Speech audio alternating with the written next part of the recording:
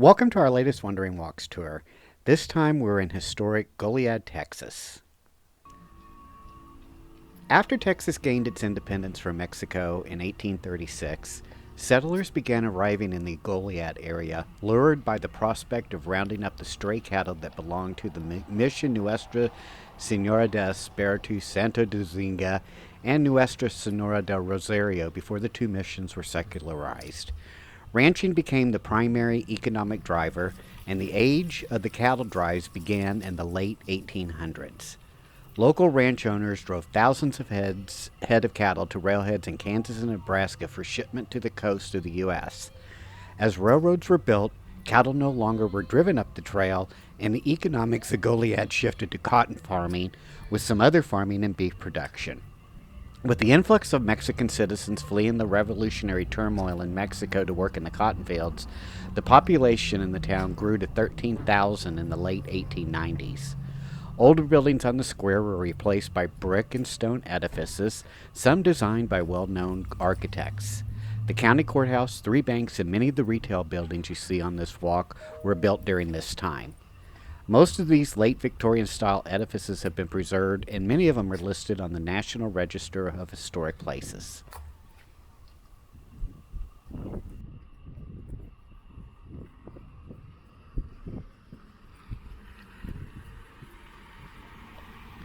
The white building ahead of us is the historic Masonic Lodge.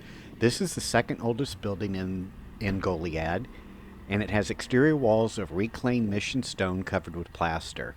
The walls at the side of the building retain arches and other plaster to resemble cut stone. There's two dates on the lodge, 1854 and 1907, which indicates that it may have undergone significant changes during its time. The first floor of that building has had many different uses, from a post office to a dining hall, a doctor's office, and other buildings. The second floor has been the home of the Masonic Lodge since 1854.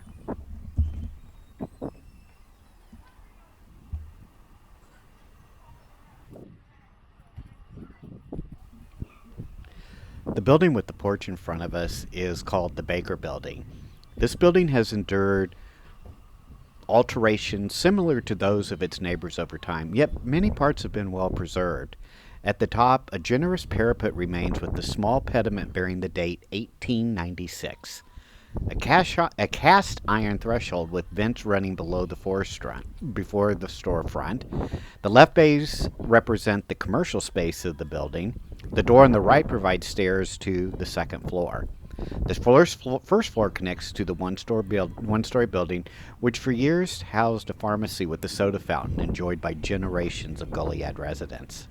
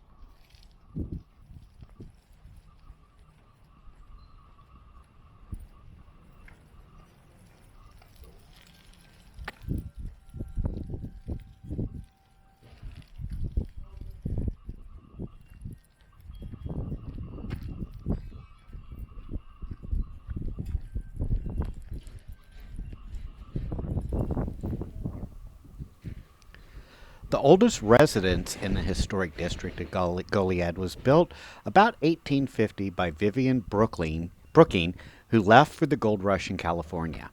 After returning, he was shot during the Cart Wars. The men who shot him were hanged at the courthouse square. Dr. Lipscomb bought the house for his family and built an adjoining building for a schoolhouse for the Lipscomb children, which later became his office. The home was bought by Judge and Mrs. J. A. White in 1905. It's a great example of an early Texas architecture. The building features a side gable roof and a porch across the front. The house has two main rooms with a modified dog trot between and a chimney at each end of the house.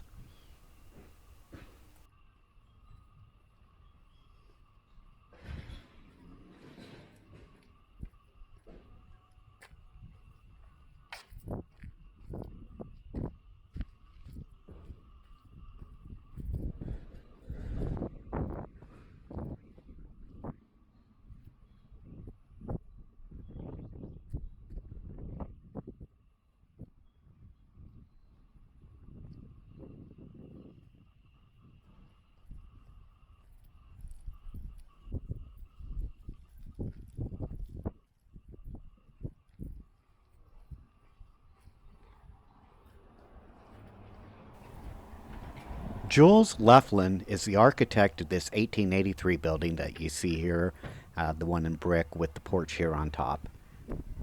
This building has had many different uses and architectural configurations over the years. First built as a store, the building had an elaborate Victorian facade with brick side and back walls. Inside, a tall interior space had a balcony mezzanine. The front facade was removed in the early 20th century to present a more fashionable and up-to-date modern brick front.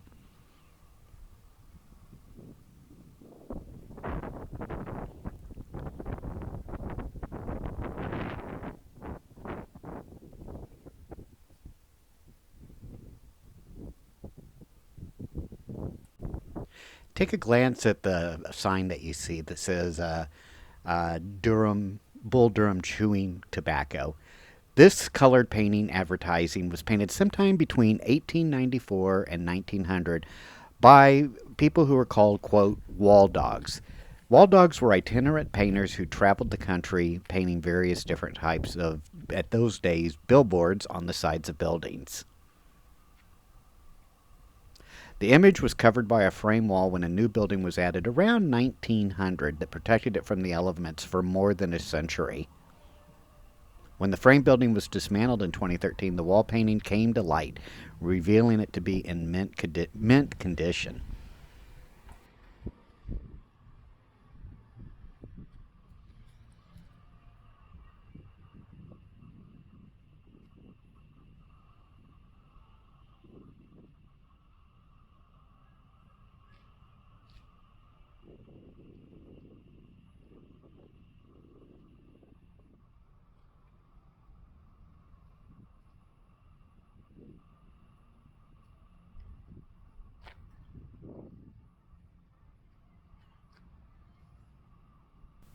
This white building across the street is known as the Burns Building. It was built in 1915, with the first floor being the Burns Lake, later which became the Commercial Bank of Goliad. It closed sometime during the Depression in the 1930s. Originally a frame wood construction, it was later covered in plaster. The second floor was the residence of J.C. Burns, who practiced law and served as a county judge. At age 93, Burns wrote his memoirs about his experiences on a trail drive at the age of 17. After the bank closed, the first floor was used as Judge Burns' law office until his death.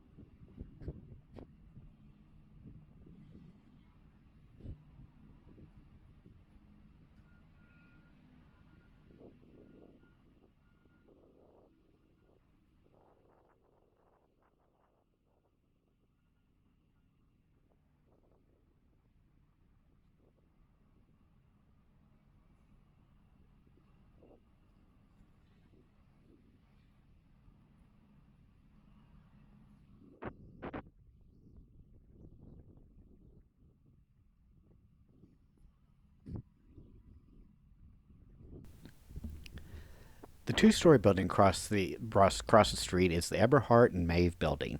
This building with the brick step parapet facade was built around 1890 and was used as both a department store and as a saloon.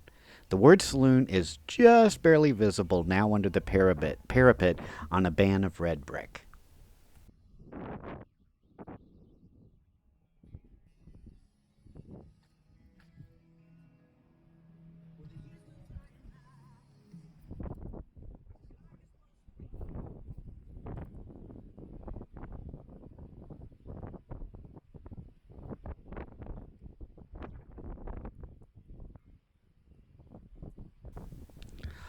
One of three banks on the square at the turn of the century, this building here with the columns in front is the First National Bank building.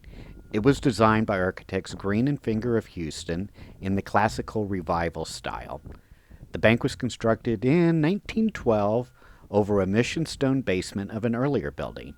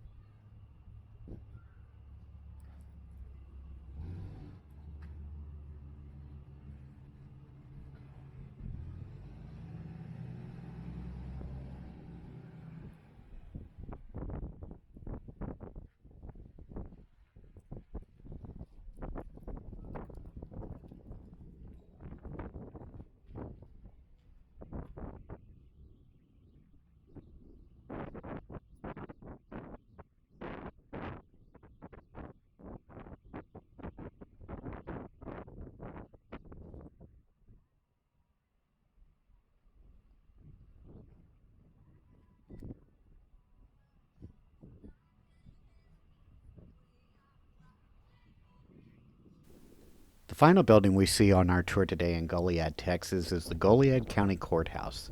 Architect Henry E.M. Ginden designed this 1895 courthouse, and it cost about $67,000 to construct.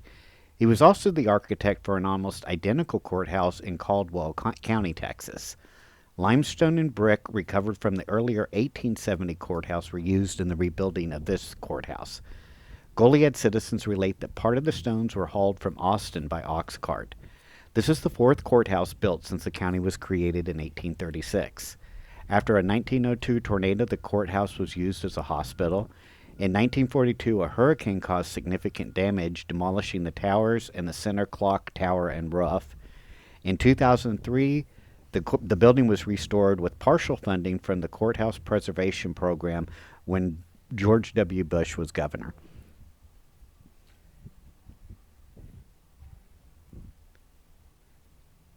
I hope you've enjoyed this Wandering Walks of Wonder tour in Goliad, Texas. Make sure to hit that like and subscribe button, and we'll see you on the next walk.